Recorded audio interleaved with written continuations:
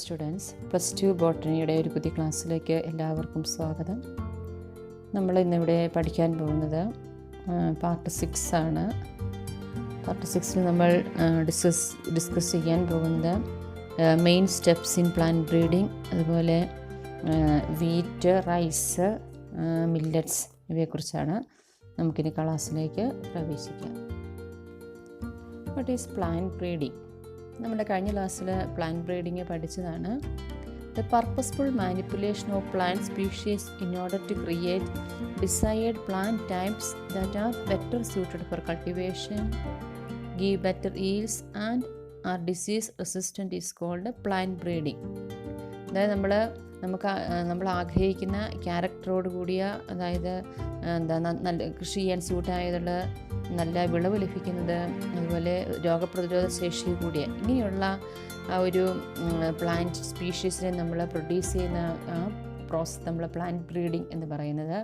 നമ്മൾ കഴിഞ്ഞ ക്ലാസ്സിൽ ഒബ്ജക്റ്റീവ്സ് ഓഫ് പ്ലാന്റ് ബ്രീഡിങ്ങും അതുപോലെ തന്നെ characteristics that are incorporated in new വെറൈറ്റീസും പഠിച്ചിരുന്നു.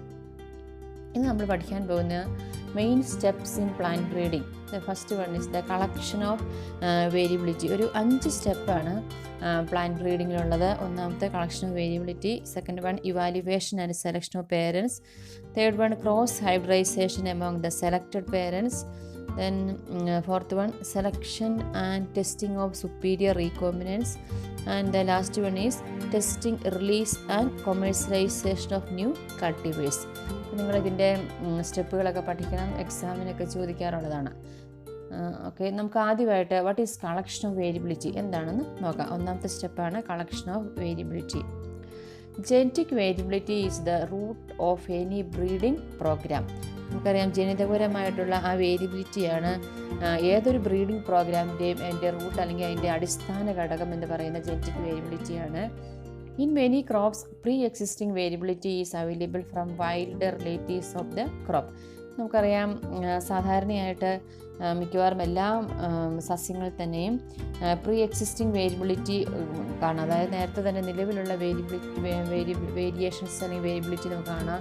That is available from wild relatives of the crop. അതായത് നമ്മൾ കൃഷി ചെയ്യുന്ന ആ സസ്യങ്ങളുടെ വൈൽഡ് റിലേറ്റീവ്സിൽ നിന്നും നമുക്ക് ഈ ജനറ്റിക് വേരിയബിലിറ്റി അവൈലബിൾ ആണ്. Collection and preservation of all the different wild varieties, species and relatives of the cultivated species is a prerequisite for effective. നമുക്കിവിടെ collection and preservation of all the different wild varieties. ഇപ്പോൾ ഈ collection of variability നമ്മൾ ചെയ്യുന്ന ഒരു ഇതാണ്. നമ്മൾ ഈ variations അല്ലെങ്കിൽ വെറൈറ്റീസ് വൈൽഡ് വെറൈറ്റീസിനെ നമ്മൾ കളക്ട് ചെയ്യുന്നു, അതിനെ പ്രിസർവ് ചെയ്യുന്നു. അത് അതിൻ്റെ പലതരത്തിലുള്ള വൈൽഡ് വെറൈറ്റീസിനെയും അതുപോലെ സ്പീഷീസിനെയും അതുപോലെ നമ്മൾ കൾട്ടിവേറ്റ് ചെയ്യുന്ന സ്പീഷീസിൻ്റെയും റിലേറ്റീവ്സിനെ നമ്മൾ എന്ത് ചെയ്യുന്നു, അങ്ങനെയുള്ള ആ ഒരു പ്ലാന്റ്സിനെ എല്ലാം നമ്മൾ കളക്ട് ചെയ്യുകയും പ്രിസർവ് ചെയ്യുകയും ചെയ്യുന്നു ഈ ഒരു സ്റ്റെപ്പിൽ. Exploitation of natural gene available in the population. അതുപോലെ നമ്മൾ അവിടെ ആ പോപ്പുലേഷൻ്റെ അവൈലബിൾ ആയിട്ടുള്ള പ്രകൃതിദത്തമായ ജീനിനെ നമ്മൾ എക്സ്പ്ലോയിറ്റ് ചെയ്യാൻ ശ്രമിക്കുന്നു.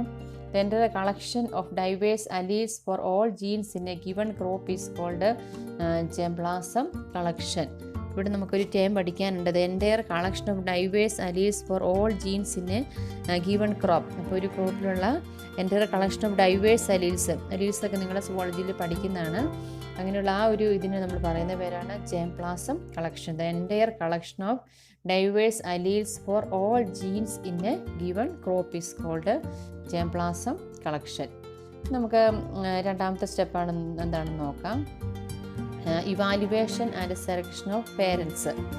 Then the germplasm is evaluated so as to identify plants with a desirable combination of characters. നമ്മൾ ഒന്നാമത്തെ കളക്ഷൻ ഓഫ് വേരിയബിലിറ്റിയിൽ നമ്മൾ ജേംപ്ലാസം കളക്ഷൻ പഠിച്ചു.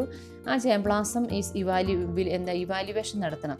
അങ്ങനെ ഇവാലുവേഷൻ നടത്തിയെങ്കിൽ മാത്രമേ we can identify plants with a desirable combination of characters. നമുക്ക് ആഗ്രഹിക്കുന്ന സ്വഭാവങ്ങളുടെ കോമ്പിനേഷൻ കിട്ടുമെന്ന് നമുക്ക് തിരിച്ചറിയണമെങ്കിൽ നമുക്ക് ആ ജേംപ്ലാസത്തിനെ ഇവാലുവേഷൻ നടത്തണം. The selected plants are multiplied and used in the process of hybridization. അപ്പം അങ്ങനെ നമ്മൾ നമ്മൾ ഡിസൈർ ചെയ്യുന്ന ക്യാരക്ടറോട് കൂടിയ പ്ലാന്റ്സിനെ നമ്മൾ സെലക്ട് ചെയ്യുന്നു. ആ സെലക്ട് ചെയ്തതിന് നമ്മൾ അതിൻ്റെ എണ്ണം മൾട്ടിപ്ലൈ ചെയ്യുന്ന എണ്ണം വർദ്ധിപ്പിക്കുന്നു.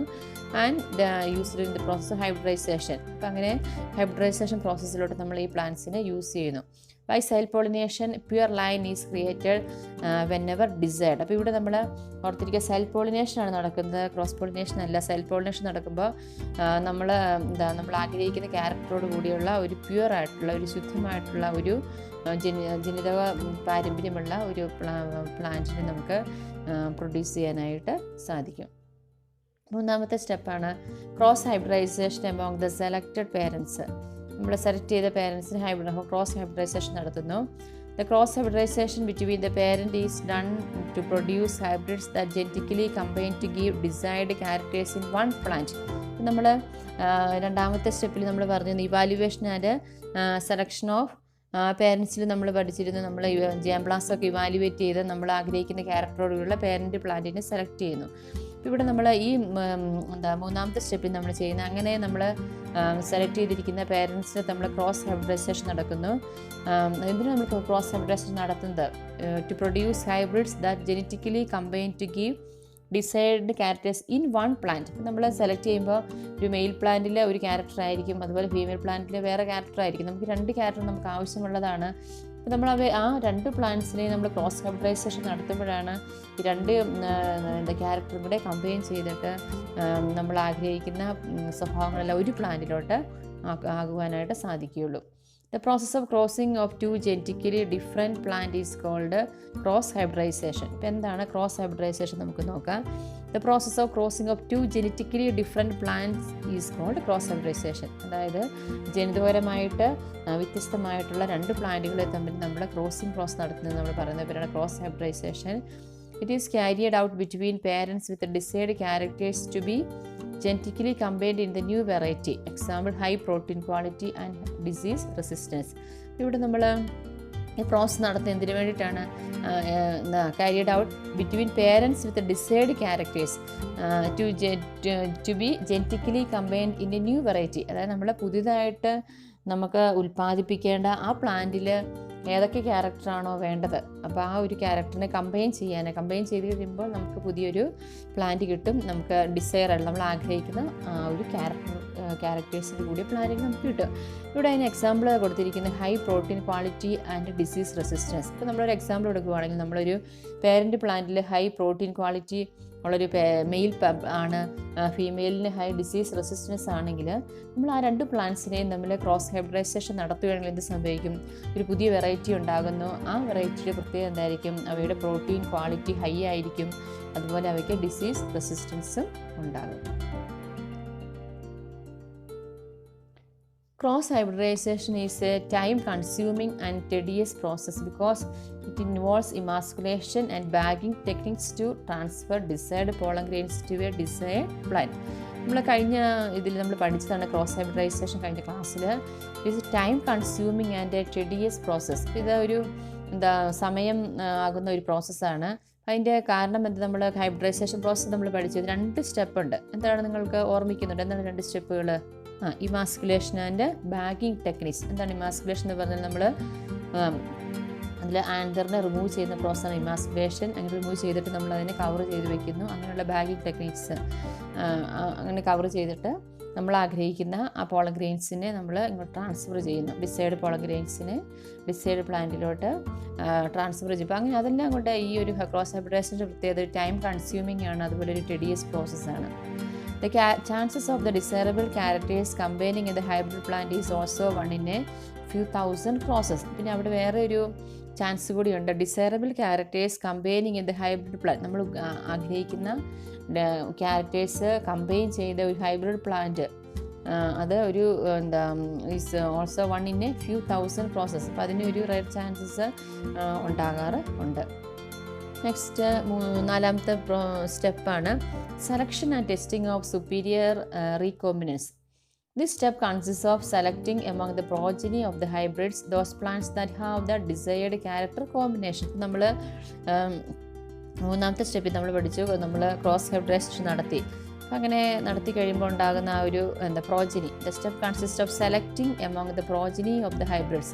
അവിടെ ഇപ്പം നമ്മളൊരു സീഡ് കളക്ട് ചെയ്ത് ആ സീഡിനെ നമ്മൾ മുളപ്പിച്ച് പുതിയ പ്ലാന്റ് ഉണ്ടാകുന്നത്. അപ്പോൾ അതിൽ നമ്മൾ എന്ത് ചെയ്യുന്നു, അതിന് സെലക്ട് ചെയ്യുന്ന പ്രോസസ്സാണ് selecting among the progeny of the hybrid those plants that have the desired character combination. നമ്മൾ ആഗ്രഹിക്കുന്ന കോമ്പിനേഷനുള്ള ക്യാരക്ടറോട് കൂടിയ പ്രോജനിയെ, പുതിയ പ്ലാന്റിനെ നമ്മൾ സെലക്ട് ചെയ്യുന്ന പ്രോസസ്സാണ് ഇതിൻ്റെ അകത്തുള്ളത്.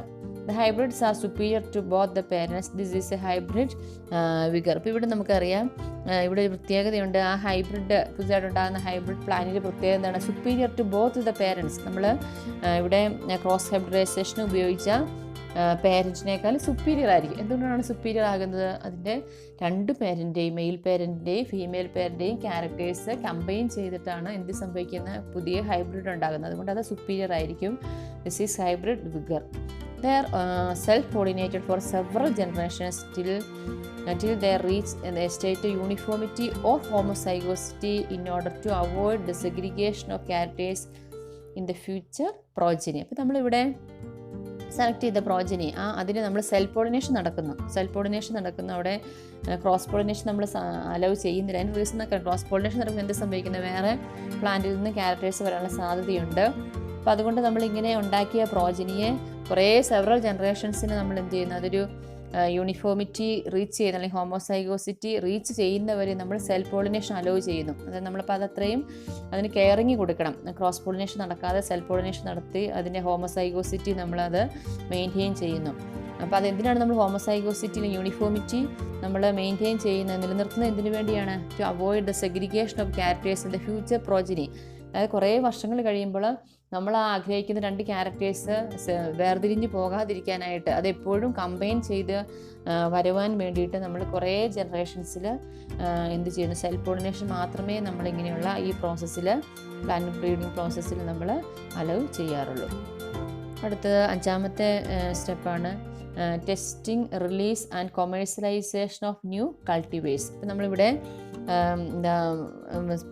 പ്രോജനിയൊക്കെ സെലക്ട് ചെയ്ത് അതിൻ്റെ കുറേ ജനറേഷൻസ് സെൽഫ് പോളിനേഷനൊക്കെ നടത്തി നമ്മളൊരു പുതിയ പ്ലാന്റ് പ്രൊഡ്യൂസ് ചെയ്തിരിക്കുകയാണ്.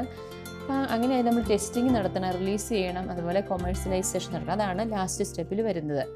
Newly developed plant varieties having superior quality are evaluated for their yield and other agronomic characters of quality, disease resistance, etc. അപ്പോൾ നമ്മളിവിടെ ഡെവലപ്പ് ചെയ്ത പ്ലാന്റ് വെറൈറ്റീസിനെ എന്ത് ചെയ്യും, നമ്മൾ ഇവാലുവേഷൻ നടത്തുക, വിലയിരുത്തുകയാണ്. അതിൻ്റെ ഈൽഡും അതുപോലെയുള്ള അതിൻ്റെ ഉള്ള ക്യാരക്ടേഴ്സ്, അതിൻ്റെ ക്വാളിറ്റി നല്ലതാണോ, രോഗപ്രതിരോധ ശേഷിയുണ്ടോ, അപ്പോൾ ഇങ്ങനെയുള്ള കാര്യങ്ങളെല്ലാം നമ്മൾ അതിനെ വിലയിരുത്തുന്നു. This evaluation is done by growing the selected plant in research field. അപ്പോൾ നമ്മൾ ഇങ്ങനെയുള്ള ടെസ്റ്റിംഗ് പ്രോസസ്സാണ് നടക്കുന്നത്. ഇത് ലാസ്റ്റ് സ്റ്റെപ്പാണ്. ഈ പ്ലാന്റിനെ എല്ലാം നമ്മളൊരു ഗവേഷണം നടത്തുന്ന സ്ഥലങ്ങളിൽ, നമ്മളല്ലാതെയുള്ള ഒരു കൃഷിയിടത്തിലല്ല, നമുക്ക് എപ്പോഴും കണ്ടിന്യൂസ് ആയിട്ട് ഇതിനെ വാച്ച് ചെയ്ത് ഇതിൻ്റെ കാര്യങ്ങളെല്ലാം മനസ്സിലാക്കാൻ തരത്തിലുള്ള ഗവേഷണം നടത്തുന്ന സ്ഥലങ്ങളിൽ നമ്മളിതിനെ വളർത്തുന്നു.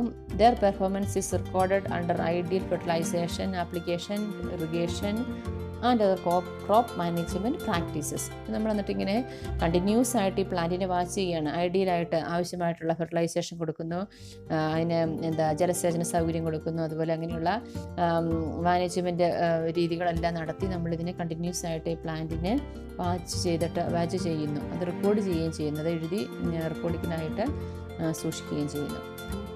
അടുത്ത പ്രോസസ്സ് ടെസ്റ്റിംഗ് ആണ്. After evaluation the hybrids line is tested farmers field. ഇപ്പം നമ്മൾ കഴിഞ്ഞ ഇതിൽ പഠിച്ചു, അത് റിസർച്ച് ഫീൽഡിലാണ് ടെസ്റ്റിംഗ് നടത്തുന്നത്. പ്രോസസ്സ് നമ്മൾ റെക്കോർഡ് ചെയ്ത് അതിനെ ഒബ്സർവ് ചെയ്യുന്നത്. ആ ഒരു പ്രോസസ്സ് തീർന്നു കഴിയുമ്പോൾ വീണ്ടും നമ്മൾ എന്ത് ചെയ്യുന്നു, അതിനെ ഫാർമേഴ്സിൻ്റെ ഫീൽഡിലോട്ട് നമ്മൾ എന്ത് ചെയ്യുന്നു, അതിന് ടെസ്റ്റിങ്ങിന് വേണ്ടി കൊടുക്കുന്നു. അത് കർഷകർക്ക് കൃഷി ചെയ്യാൻ കൊടുക്കുന്നു. The crop is grown at different locations in the country with different agro climatic zones for at least 3 growing season. അപ്പോൾ അത് നമുക്കറിയാം, നമ്മുടെ ഇന്ത്യയിലൊക്കെ ആണെങ്കിലും നമ്മുടെ ക്ലൈമറ്റൊക്കെ നോർത്ത് ഇന്ത്യയും സൗത്ത് ഇന്ത്യയും എല്ലാം ഡിഫറെൻ്റ് ആണ്. അപ്പോൾ അങ്ങനെ അതുപോലെ നമ്മുടെ കേരളത്തിലാണെങ്കിൽ പോലും നമുക്കറിയാം ഓരോ ജില്ലകളിലെ ഡിഫറെൻറ്റ് ക്ലൈമറ്റാണ്. അപ്പോൾ അങ്ങനെ നമ്മൾ ഒരു കൺട്രിയിൽ തന്നെ ഡിഫറെൻറ്റ് ആഗ്രോ ക്ലൈമാറ്റിക് സോൺസിൽ ഇത് കൃഷി ചെയ്യാനായിട്ട് നമ്മൾ ഇത് ടെസ്റ്റിംഗ് പ്രോസസ്സ് തന്നെ കൊടുക്കുന്നു. അറ്റ്ലീസ്റ്റ് 3 ഗ്രോയിങ് സീസൺ, അതായത് 3 വളരുന്ന സീസൺ വരെ ഇവയെ നമ്മൾ ടെസ്റ്റ് ചെയ്യുന്നു. Trusted material is evaluated in comparison to the best available crop cultivar as a reference material for marketing of the material. ഇപ്പം നമ്മളങ്ങനെ ടെസ്റ്റ് ചെയ്ത ആ ഒരു മെറ്റീരിയലിനെ നമ്മൾ എന്ത് ചെയ്യും, നമ്മൾ ഇവാലുവേറ്റ് ചെയ്യുന്നു. നമ്മൾ ടെസ്റ്റഡ് മെറ്റീരിയലിനെ നമ്മൾ ഇവാലുവേറ്റ് ചെയ്ത് അത് നമ്മളെങ്ങനെ കമ്പയർ ചെയ്യുന്നു. അതായത് നമുക്ക് സാധാരണയായിട്ട് നമ്മുടെ മാർക്കറ്റിലൊക്കെ ലഭ്യമാകുന്ന ആ പ്രോഡക്റ്റുമായിട്ട് നമുക്ക് അതിൽ നിന്ന് ഇതിനെന്താണ് മാറ്റം, അങ്ങനെയുള്ള കമ്പാരിസണൊക്കെ നടത്തിയിട്ട് നമ്മൾ ഇതിനെന്ത് ചെയ്യുന്നു, ഇത് റെഫർ ചെയ്യുന്നു. അപ്പോൾ ഇത് നമുക്ക് അതിനേക്കാളും കൂടുതൽ ഈൽഡ് ഉള്ളതാണ്, അല്ലെങ്കിൽ ഡിസീസ് റെസിസ്റ്റൻസ് ഉള്ളതാണ്, അങ്ങനെയുള്ള കൂടുതൽ പ്രോട്ടീൻ ക്വാളിറ്റി ഉള്ളതാണെന്നൊക്കെ പറഞ്ഞ് നമ്മളതിനെ റെഫർ ചെയ്യുന്നു. അടുത്ത ഒരു പ്രോസസ്സിൽ വരുന്ന റിലീസാണ്. The material tested is then selected to certify and released in bulk as a variety. ഇപ്പോൾ അടുത്തതിൽ വരുന്ന ഈ മെറ്റീരിയൽ നമ്മൾ എന്ത് ചെയ്യുന്നു, tested is then release selected to certify. അത് ആ ടെസ്റ്റിംഗ് പ്രോസസ്സ് വരെ കംപ്ലീറ്റ് ആയ മെറ്റീരിയലിന് നമ്മൾ സർട്ടിഫൈ ചെയ്യുകയും അങ്ങനെ ബൾക്കായിട്ട് ഒരു വെറൈറ്റി ആയിട്ട് നമ്മളതിനെ എന്ത് ചെയ്യുന്നതിനെ നമ്മൾ റിലീസ് ചെയ്യുകയും ചെയ്യുന്നു. നമുക്കറിയാം ഇന്ത്യയുടെ പ്രത്യേകത ഒക്കെ നമ്മൾ അതുകൂടി നമുക്ക് പഠിക്കാം. India is an agricultural country. About 62% of the Indian population is engaged in agriculture. അപ്പോൾ നമ്മളിവിടെ പ്ലാന്റ് ബ്രീഡിങ്ങിൽ പുതിയ വെറൈറ്റീസൊക്കെ പ്രൊഡ്യൂസ് ചെയ്തു. നമുക്കറിയാം നമ്മുടെ ഇന്ത്യയുടെ പ്രത്യേകത ഒരു കൃഷി ചെയ്യുന്ന ഒരു സ്ഥലമാണ്, അഗ്രികൾച്ചറൽ കൺട്രിയാണ്. അപ്പോൾ നമ്മുടെ പോപ്പുലേഷൻ്റെ 62% കർഷകരാണ്. It accounts for approximately 33% of countries GDP. അപ്പോൾ അതുപോലെ ഇത് നമ്മുടെ ഗ്രോസ് ഡൊമസ്റ്റിക് പ്രൊഡക്ഷൻ്റെ 33% നമ്മുടെ അഗ്രികൾച്ചറാണ്. The development of several high-yielding varieties of wheat and rice in mid-1960 is increased yield per unit area in our country. അവിടെ നമ്മൾ ഹൈ ഈൽഡിങ് വെറൈറ്റീസ് നമ്മൾ produce ചെയ്തിരുന്നു. നേരത്തെ നമ്മൾ പഠിച്ചതാണ് എന്തായിരുന്നു 1960s അത് ആ 1960s തൊട്ട് 70 വരെയുള്ള ആ ഒരു സമയത്ത് നമ്മുടെ പ്രൊഡക്ഷൻ ഹൈ ആയിരുന്നു. ആ ഒരു ഇത് നമ്മൾ ഗ്രീൻ റവല്യൂഷൻ എന്ന് നമ്മൾ പഠിച്ചിരുന്നു. അപ്പം നമ്മളവിടെ ഹൈ ഈൽഡിങ് വെറൈറ്റി ആയിട്ടുള്ള വീറ്റും റൈസും ഒക്കെ നമ്മൾ ഉപയോഗിച്ചിട്ടാണ് നമ്മൾക്ക് അത്രയും പ്രൊഡക്ഷൻ ഹൈ ആകാനായിട്ട് സാധിച്ചത്. അപ്പം നമുക്കിനിയും ഇന്നത്തെ ക്ലാസ്സിൽ നമുക്ക് വീറ്റിൻ്റെയും റൈസിൻ്റെയും ഒക്കെ ഈ ഹൈ ഈൽഡിങ് വെറൈറ്റി വീറ്റും റൈസൊക്കെ എങ്ങനെ അതിൻ്റെ പ്രത്യേകതകൾ എന്തൊക്കെയാണെന്ന് നമുക്ക് നോക്കാം. During the period of 1960 to 2000, wheat production increased from 11 million tons to 75 million tons, while rice production went up from 35 million tons to 89.5 million tons. This was due to the development of semi-dark varieties of rice and wheat. ഇവിടെ നമുക്ക് റൈസിൻ്റെയും വീറ്റിൻ്റെയും production എന്ന് compare ചെയ്ത് തന്നിരിക്കുന്നത്. അതായത് 1960 മുതൽ 2000 വരെയുള്ള സമയത്ത് ഗോതമ്പിൻ്റെ production increase ചെയ്തു. എത്രമാത്രം ഇൻക്രീസ് ചെയ്തു? 11 മില്യൺ ടൺസിൽ നിന്നും 75 മില്യൺ ടൺസിലോട്ടും. അതുപോലെ തന്നെ നമ്മുടെ റൈസിൻ്റെ പ്രൊഡക്ഷനും 35 മില്യണിൽ നിന്നും 89.5 മില്യണിലോട്ടും ഇൻക്രീസ് ചെയ്തു. അപ്പോൾ നിങ്ങൾ ആ ഇയറൊക്കെ ഒന്ന് ഓർത്തിരിക്കും. നമ്മൾ ഗ്രീൻ റവല്യൂഷൻ സ്റ്റാർട്ട് ചെയ്ത ആ ഒരു സമയമൊക്കെയാണ് 1960 മുതൽ 2000 വരെയുള്ള കാലത്തായിരുന്നു. അപ്പോൾ ഇതിൻ്റെ റീസൺ എന്തായിരിക്കും? ഇത്രയും പ്രൊഡക്ഷൻ ഹൈ ആകുന്ന reason due to the development of semi dark varieties of rice and wheat. അതായത് നമ്മൾ ഒരു പുതിയ വെറൈറ്റി സെമി ഡാർക്ക് ആയിട്ടുള്ള റൈസിൻ്റെയും വീറ്റിൻ്റെയും വെറൈറ്റി പ്രൊഡ്യൂസ് ചെയ്തത്. അതുകൊണ്ടാണ് ഇത്രയും പ്രൊഡക്ഷൻ ഇൻക്രീസ് ചെയ്തത്. Semi dark wheat was developed by Norman E Borlaug at international centre for wheat and maize improvement in Mexico. അപ്പോൾ ഇവിടെ ഈ സെമി ഡാർക്ക് വെറൈറ്റി ഡെവലപ്പ് ചെയ്തയാൾ, ആ പേര് നിങ്ങൾ പഠിക്കുക, നോർമൻ ഇ ബോർലോഗ് ആണ്. അദ്ദേഹം എവിടെയാണ്? International centre for wheat and maize improvement in മെക്സിക്കോയിലുള്ള ആ ഒരു സെൻറ്ററിലാണ് അദ്ദേഹം ഈ semi dark variety of wheat develop ചെയ്തത്. Semi dark varieties of rice were developed from IRH, developed at international research institute in Philippines. അതുപോലെ റൈസ് വെറൈറ്റി അത് develop ചെയ്ത് എവിടെ നിന്നാണ്? IRH നിന്നാണ് അത് ഡെവലപ്പ് ചെയ്തത്, ഫിലിപ്പീൻസിലുള്ള ഒരു ഇൻസ്റ്റിറ്റ്യൂട്ടിലാണ്. അതുപോലെ തായ്ചാങ് നേറ്റീവ് 1 തായ്വാനിലും അത് പ്രൊഡ്യൂസ് ചെയ്തു. ഇപ്പോൾ തായ്വാനിലുള്ളതാണ് തായ്ചാങ് നേറ്റീവ് 1 എന്ന് പറയുന്നത്. High yielding and disease resistant wheat varieties were introduced in India in 1963. അതുപോലെ തന്നെ നമ്മൾ ഹൈ ഈൽഡ് ആയിട്ടുള്ളതും കൂടുതൽ പ്രൊഡക്ഷൻ ഉള്ളതും രോഗപ്രതിരോധ ശേഷിയുള്ളതുമായിട്ടുള്ള ഗോതമ്പ് വെറൈറ്റികൾ 1963 നമ്മൾ ഇന്ത്യയിൽ നമ്മൾ ഗ്രീൻ റവല്യൂഷൻ്റെ സമയത്ത് നമ്മൾ ഇൻട്രൊഡ്യൂസ് ചെയ്തിട്ടുണ്ട്, അല്ലെങ്കിൽ കൃഷി ചെയ്തിട്ടുണ്ട്. അതിൻ്റെ എക്സാമ്പിൾ നിങ്ങൾ ഓർത്തിരിക്കുക, സൊനാലിക ആൻഡ് കല്യാൺ സോന. അപ്പോൾ ഇത് എക്സാമിന് ചോദിക്കുന്നതാണ്. Semi dark varieties of wheat introduced in India in 1963. പേര് പഠിച്ചിരിക്കുക, സൊനാലിക ആൻഡ് കല്യാൺ സോന. അടുത്ത നമ്മൾ റൈസിൻ്റെ നമുക്ക് നോക്കാം. Semi dark rice varieties were introduced in India in 1966. 1966 നമ്മൾ റൈസ് വെറൈറ്റീസ് ഇൻട്രൊഡ്യൂസ് ചെയ്തു. India developed better rice varieties like Jaya and Ratna. Jaya Ratna എന്ന് പറയുന്നത് റൈസ് വെറൈറ്റീസാണ്. അപ്പോൾ നിങ്ങൾ രണ്ടും കൂടെ ഒന്ന് കമ്പയർ ചെയ്ത് പഠിക്കുക. വീറ്റ് വെറൈറ്റീസാണ് സൊനാലിയയും കല്യാൺ സോനയും. റൈസ് വെറൈറ്റീസാണ് ജയ ആൻഡ് രത്ന എന്ന് പറയുന്നത്. Next one is the sugar cane. Sugar കെയിനും നമ്മളെ കരിമ്പ്. അപ്പോൾ നമുക്ക് നോക്കാം ഷുഗർ കെയിൻ്റെ പ്രൊഡക്ഷനെ കുറിച്ച് പഠിക്കാം. Saccharum barberi was originally grown in north India but had poor sugar content and yield. അതിൻ്റെ ഷുഗർ കെയിൻ്റെ സയൻറ്റിഫിക് നെയിമാണ് സക്കാറം ബാർബറിയും അതുപോലെ സക്കാറം ഒഫിഷ്യനാരം. ഇപ്പോൾ 2 വെറൈറ്റീസാണ്. അതിൽ രണ്ടിൻ്റെയും പ്രത്യേകതകൾ, സക്കാറം ബാർബറി എന്ന് പറഞ്ഞാൽ അത് ഗ്രോൺ എവിടെയാണ്, നോർത്ത് ഇന്ത്യയിലാണ് അത് വളർത്തുന്നത്. പക്ഷേ അതിൻ്റെ പ്രത്യേകത hard poor sugar content and yield. അതിൻ്റെ വിളവ് കുറവാണ്, അതുപോലെ അതിൻ്റെ ഷുഗർ കണ്ടൻറ്റും കുറവാണ്. നമുക്കറിയാം ഷുഗർ കെയിൻ്റെ അകത്ത് ഷുഗറാണ് കൂടുതലായിട്ട് ആവശ്യമുള്ളത്. പക്ഷേ ഇവിടെ ഈ സക്കാറം ബാർബറിയിൽ ഷുഗർ കണ്ടൻറ്റ് ലെസ്സാണ്. അതുപോലെ സക്കാറം ഒഫിഷ്യനാരം എന്ന് പറയുന്നത് അതിൻ്റെ പ്രത്യേക തിക്ക് സ്റ്റെമ്മാണ്, ഹൈ ഷുഗർ കണ്ടൻറ്റാണ്. Did not grow well in north India. അപ്പോൾ അത് നോർത്ത് ഇന്ത്യയിൽ നല്ല രീതിയിൽ വളരുന്ന അല്ല സക്കാരം ഒഫിഷ്യനാരം. അപ്പോൾ ഇവിടെ നമ്മൾ സക്കാരം ബാർബറിയും അതുപോലെ സക്കാരം ഒഫിഷ്യനാരും ക്രോസ് ചെയ്തു. അങ്ങനെ ക്രോസ് ചെയ്ത് കഴിഞ്ഞപ്പോൾ obtain new varieties of sugar cane with desirable qualities. അപ്പോൾ അവർ രണ്ടും കൂടെ കമ്പൈൻ ചെയ്തപ്പോൾ നമുക്ക് ആഗ്രഹിക്കുന്ന സ്വഭാവത്തോടുകൂടിയുള്ള പുതിയ വെറൈറ്റി ഷുഗർ കെയിൻ നമുക്ക് ലഭിച്ചു. അപ്പോൾ അതിൻ്റെ ക്യാരക്ടർ എന്തൊക്കെയായിരിക്കും പുതിയതായിട്ട് വന്നതിൻ്റെ? ഹൈ ഈൽഡാണ്, അതുപോലെ തിക്ക് സ്റ്റെമ്മാണ്, ഹൈ ഷുഗർ കണ്ടൻ്റാണ്, ability to grow in north India. അപ്പോൾ നോർത്ത് ഇന്ത്യയിൽ വളരാനായിട്ടുള്ള എബിലിറ്റി ഉണ്ട്. അപ്പോൾ ഈ എല്ലാ ക്യാരക്ടറോടും കൂടിയ ഒരു പുതിയ ഷുഗർ വെറൈറ്റി നമ്മൾ പ്രൊഡ്യൂസ് ചെയ്യണം. ഞാനിവിടെ ഒരു ചിത്രം കൊടുത്തിട്ടുണ്ട്, അത് സക്കാറം ഒഫിഷ്യനാരത്തിൻ്റെതാണ്. Next millets hybrid maize, jowar and bajra have been successfully developed in India. നമ്മൾ പഠിച്ചിട്ടുണ്ട് മില്ലറ്റ്സിൽ വരുന്ന മെയ്സ് വെറൈറ്റീസ്, അതുപോലെ തന്നെ ജോവർ, ബജ്ര. അപ്പോൾ ഇതൊക്കെ നമ്മൾ നോർമലി സാധാരണ പാരമ്പര്യമായിട്ട് അല്ലെങ്കിൽ ട്രഡീഷണലായിട്ട് കൃഷി ചെയ്യുന്ന വ്യത്യസ്തമായിട്ട് ഹൈബ്രിഡ് വെറൈറ്റീസ് കൃഷി ചെയ്യാറുണ്ട് നമ്മൾ ഇന്ത്യയിൽ. Hybrid breeding have led to the development of several high yielding varieties resistant to water stress. ഇപ്പോൾ ഇവിടെ ഈ ഹൈബ്രിഡ് വെറൈറ്റീസിൻ്റെ പ്രത്യേകത എന്ന് പറഞ്ഞാൽ അത് കൂടുതൽ പ്രൊഡക്ഷനും കൂടുതലാണ്, അതുപോലെ തന്നെ വാട്ടർ റെസിസ്റ്റൻറ്റുമാണ്. അതായത് ഇന്ത്യയിൽ വാട്ടറിൻ്റെ എമൗണ്ടൊക്കെ കുറഞ്ഞ സ്ഥലങ്ങളിലും വളർത്താനായിട്ട് സാധിക്കുന്നതാണ് ഈ ഹൈബ്രിഡ് വെറൈറ്റീസ് ഓഫ് മില്ലറ്റ്സ്.